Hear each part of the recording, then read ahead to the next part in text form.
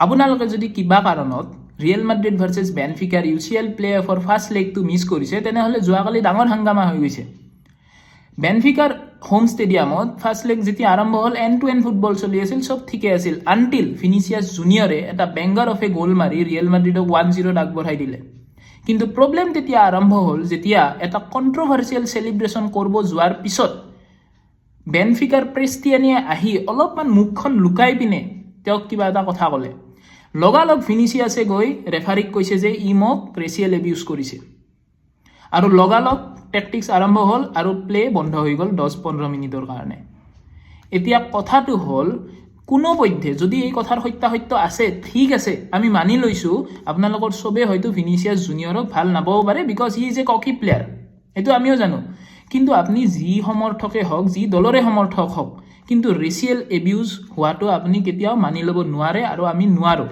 কাৰণ ৰেচিজিম যাৰ লগত হৈছে তাইহে বুজি পায়, ৰিচিভিং এণ্ডত যোন আছে তাইহে বুজি পায় অন্তৰত কিমান আঘাত পায় বা মনত কিমান এটা আঘাত পায় ৰেচিজিমৰ ফলত।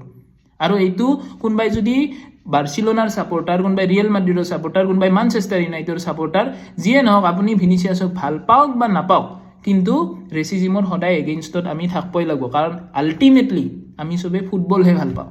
ইয়াৰ পিছত যেতিয়া জোজে মৰিনিয়ক ৰেড কাৰ্ড দিয়া হৈছিল তেওঁ কৈছিল যে মই 1300খন মেটছত চাইল্ড লাইনত আছোঁ আৰু কিছুমান পাৰ্টিকুলাৰ প্লেয়াৰক সদায় ছাপোৰ্ট কৰা যায়, হুইচ ইজ নট ট্ৰু।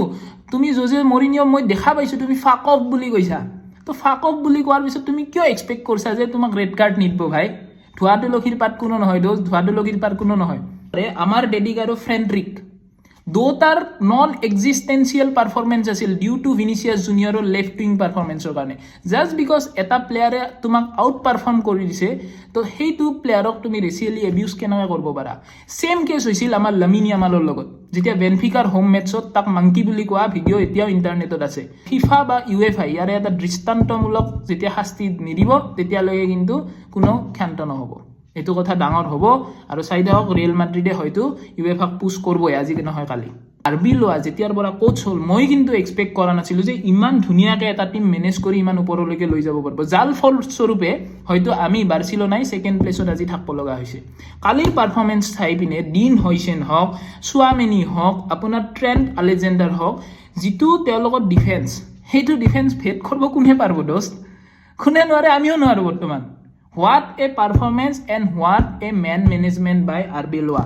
ভাল দিন আহি আছে ৰিয়েল মাদ্ৰিদৰ সমৰ্থকসকলক, তোমালোকৰ কাৰণে হাৰা মাদ্ৰিদ কোৱাৰ চান্স হয়তো বহুত আহিবই।